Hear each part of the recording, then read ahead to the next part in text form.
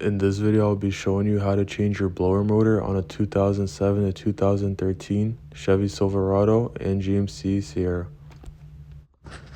On the passenger side, you'll see a cover that's held in by 4 bolts. These 4 bolts are 7mm.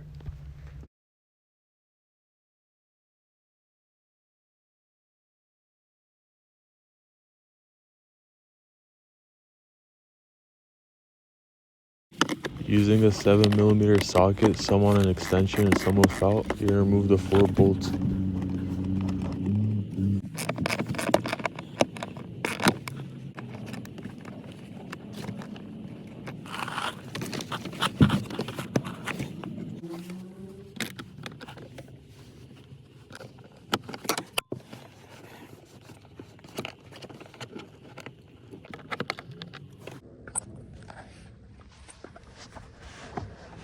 After removing the 4 screws, you can remove the plastic cover.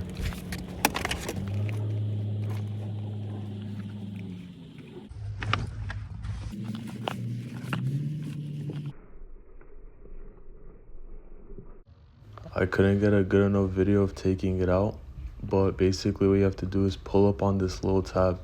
So pull it towards you and then twist the blower motor. That tab is what holds it in place, but some models have 1 screw, so make sure yours isn't the model with the 1 screw. To remove the wire harness, push down on the little tab right here and then pull out.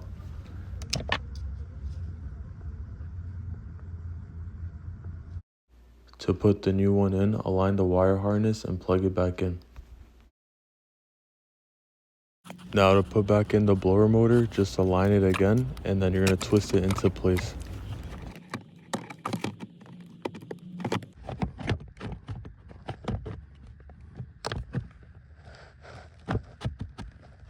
As soon as you twist into place, it should lock in.